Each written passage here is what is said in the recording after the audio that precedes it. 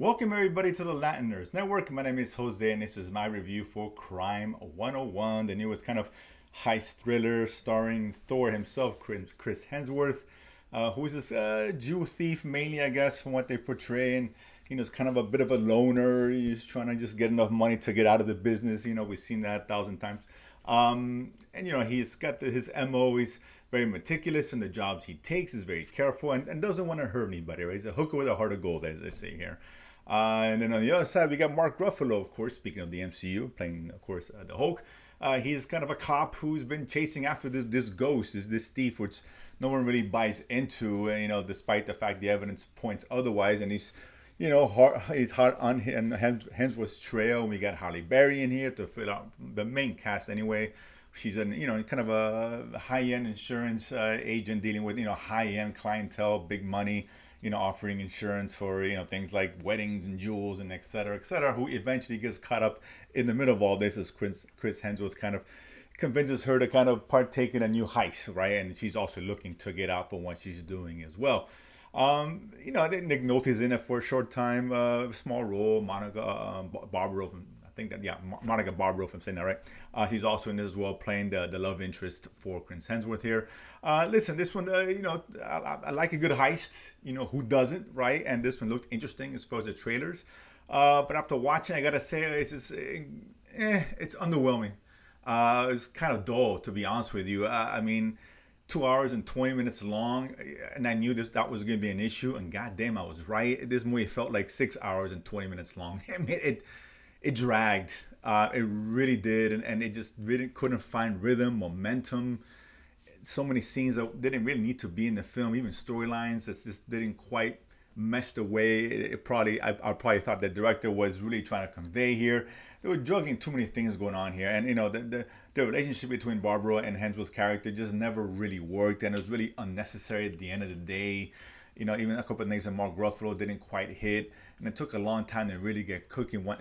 After the initial kind of high scene that they always introduce, and even Chris Hemsworth, I mean, his character's dull. It really is. He's boring. He's very somber. Not a whole lot of personality, which is surprising. It's a waste of Hemsworth talent.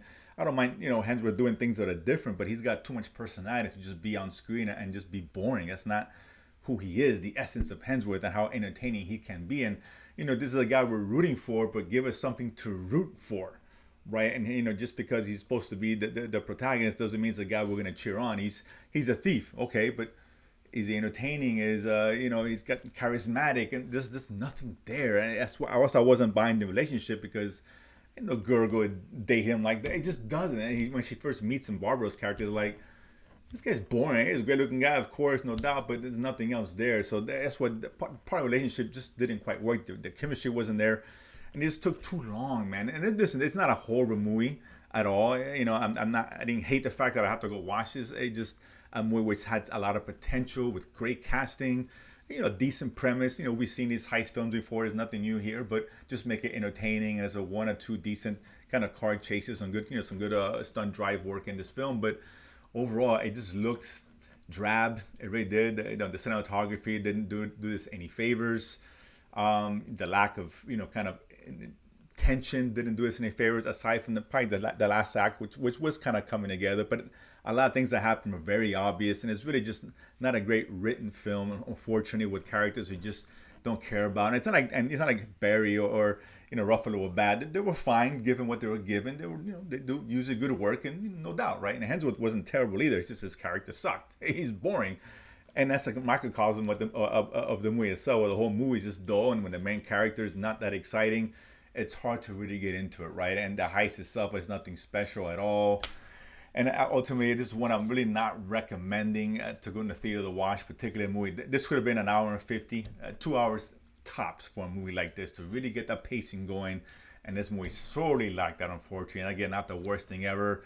If you're inclined to see this kind of film, or you're interested in it, I get it. And I think you're better off watching it at home when it comes out on VOD, streaming, or whatever the case is. It may be worth a watch, and you probably forget about it in a couple of days. In fact, I forgot how this movie even started, and it's only been maybe a couple hours. That's it. Crime 101. Do you recommend it? No. If you guys watch it, comment below. Let me know what you guys think. Maybe it's the greatest thing you've ever seen, and I'm out of my mind. Not the first time I hear it, and maybe I am out of my mind. I'll admit that. But comment below, let me know what you guys think. Anyway, if you haven't done so already, subscribe below and feed money to go to the movies and talk about afterwards. See you guys next time.